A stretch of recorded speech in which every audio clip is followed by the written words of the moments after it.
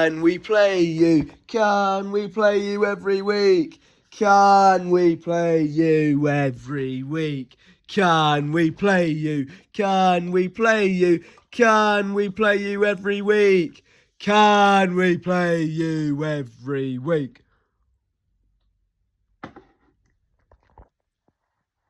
I'll set this up. Yeah, that's actually what.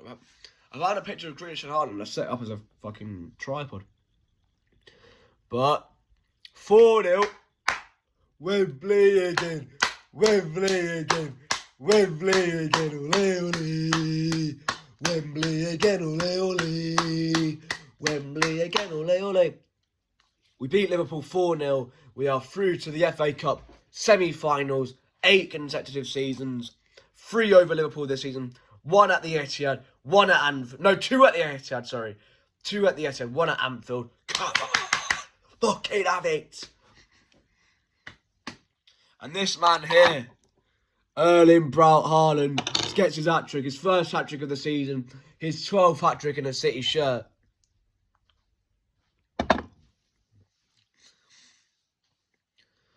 My dad just walked in the room, but you can't see him, though. But I think first 30, yeah, he's putting his arm in. Yeah, I think first 30, I think Liverpool were the better side.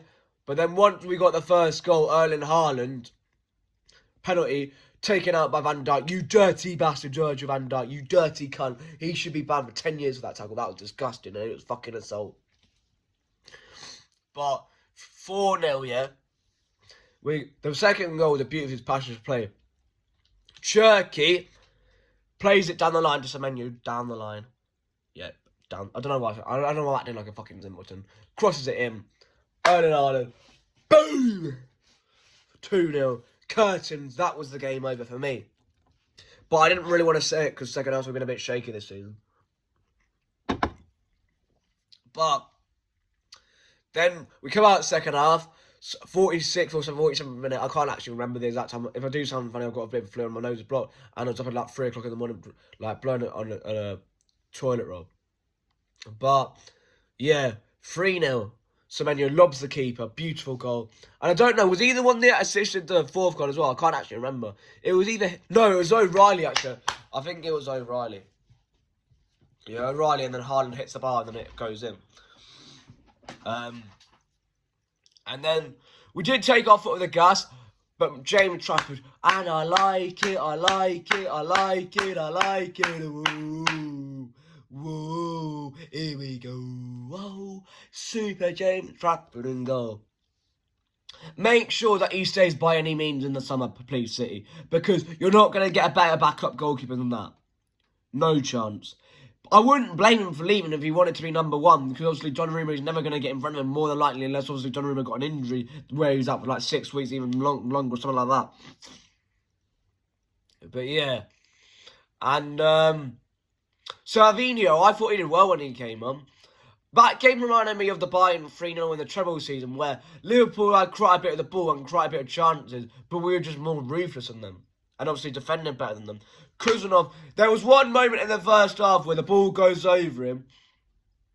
And then Salah, I think, is in.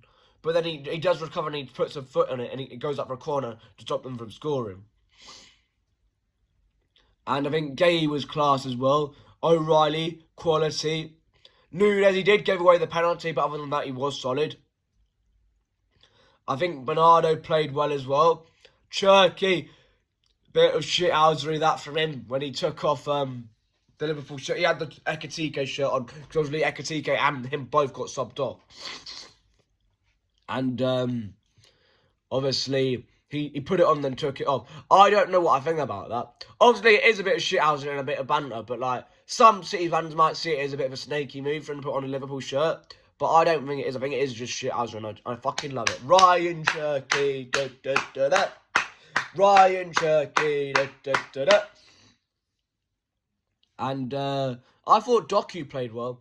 Not many people will actually speak about him, but I thought in that period of the game where, I don't know, I've got autism, sometimes I do that shit with my hands. Yeah, in that first period of the game where we weren't playing very good and it was all Liverpool, I thought he was our best player then. So credit to Doku as well. And then Haaland, it took a lot of confidence to take away to score that penalty. Sorry, because he missed earlier on in the season against the exact same goalkeeper. To step up, send him the wrong way. Well done, Erling Haaland. That was fucking quality.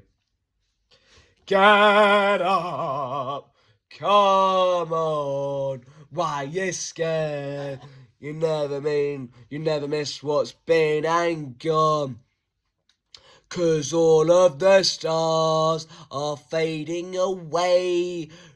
Just try not to worry, he's scoring today. We'll take our 3 points and be on our way. You can't stop Erling Haaland. And I think he was honest in his post-match interview. He said it's been a very stop-start season for him. And he hasn't been, and he did say we wasn't good enough in the Champions League. I think he was a very honest man there. I respect that. And it does just show that he has to decide to get better, and probably a lot of the City players have the desire to go one better in the Champions League and obviously get further in the Champions League and hopefully win it next season. And I think he just is an inevitability him scoring against Liverpool, because he scored against Liverpool at home in the 23-24 season, obviously 1-0 draw. He scored in the winner at Anfield this year, and he scored in the 3-0 at the Etihad this season. I'm just gutted though, because I could have been there today, but the coaches were fucked and the trains were fucked, and it's the second Liverpool home game I missed this season as well, because it was 4:30 on the Sunday, the 3-0 in November, and my mum didn't want to go to it. Obviously, we already went to the United when that was 4:30 on the Sunday as well, so she didn't want to go to 2. And obviously, she had work on the Monday. Obviously, I can take school off and probably get away with it because it's only one day. And if I go back in the next day, it doesn't really matter. There's no big deal, really. But I think for my mum, when you're an adult, you can't really take as much time off.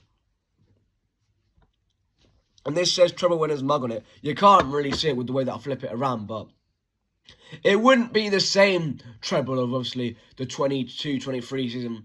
But I think it would arguably be more impressive because it's been a rebuild season. We've had a lot of new players, and no one's really expected us to win anything this season. I'll go back to the predictions at the start of the season. I think, if you go through, a lot of, YouTubers, content creators, some people even had Chelsea to finish above City this season, so we've surprised a lot of people. We've already won 1 trophy. We're on the trophy trail again in the FA Cup. So we just got to keep on the coattails of Arsenal, beat them at the Etihad, obviously beat Chelsea next week before that, because if we don't beat Chelsea, then it's curtains anyway, even if we do beat Arsenal in that game on the 19th of April at the Etihad Stadium, which I will be at, hopefully, if there's no train issues. But I'm on the Pepsi. I've had Ribena, and I've had original Lucozade as well today, so we're celebrating. We're in the FA Cup semi-final again, and hopefully we get another trophy. And they said on the telly that the 3 man of the match contenders, I'm pretty sure, was Haaland, Cherki and Semenyo. But Bernardo was robbed in that. And I think James Trafford should have got a mention as well. Because, he's played Arsenal, Liverpool, Newcastle in the Cup, where the Carabao Cup, where he kept a clean sheet. These big games, he's come up clutch with big saves for us. So fair play to James Trafford. You've got to make sure he doesn't leave. I've said that already in this video, but that's one of our most important things of the summer transfer window, in my personal opinion, is making sure James Trafford is still a City player and he doesn't go and join another club.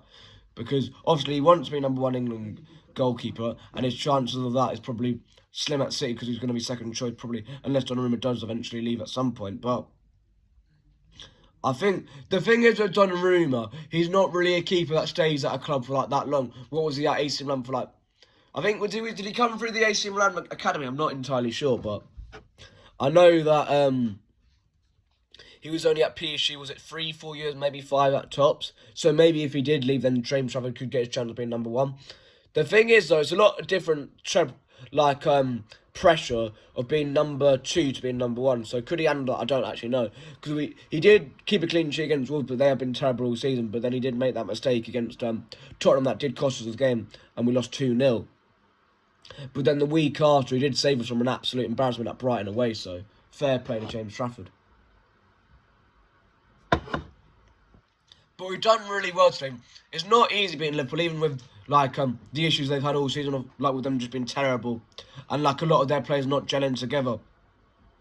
But with that performance, with not having Pep Guardiola on the dugout, is absolutely incredible. Just shows that we can not have Pep on the dugout and we can still get results like this. Because I remember, I was a bit worried when I realised that Pep Linders was going to be on the dugout and not Pep Guardiola. Because I remember it was that situation at West Ham away and we drew 1-1. So I was a bit worried that the same situation could happen again today. But obviously it didn't. Thank God for that. And I will hopefully be at the semi-final as well if I can get tickets. But I've just got a funny feeling Southampton's beating Arsenal tonight. And then I think if Arsenal get knocked out, that's your biggest contender for the FA Cup out. So I think that would be massive.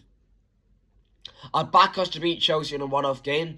The thing is, if you did get someone like Port Vale, the pressure would be massively on us. And you never know, like we've seen results like Wigan and stuff like that. And I think Palace was an upset last season as well. And like probably we should have beat United in the 23-24 season as well. So upsets can happen if you do underestimate your opponents. I think West Ham and Leeds, it wouldn't be easy, but I'd still probably back us to beat them. But on our day, I think we can beat anyone. I think at the start of the season, I weren't really capable of saying that because I think we were just too much inconsistent where it was a couple of steps forward and a couple of steps back like all the time. But hopefully we kick on now. We've beat Arsenal in the Carabao Cup final. We've beat Liverpool in the FA Cup quarters. Hopefully we get a run going of like 10 games together in like the FA Cup and the Premier League. And then obviously that could obviously lead us towards a domestic treble. But Quad City, massive win. Take care and happy Saturday. Saturday night dance. I like the way you move. Thank you, baby. It's party time. At no minute we can lose. Da da da dum dee dee dee da da da da. Pretty baby. I'm singing that because that fat bastard Craig, like Anfield agenda. If he ain't, oh my god, 115 charges. You bald bastard. Go get an haircut, an hair transplant. You dosser. But up the City, like, share, subscribe if you enjoyed the video. Obviously, don't like it if you didn't enjoy it. And don't subscribe if you don't enjoy it. But take care and enjoy your Saturday. Cuz City!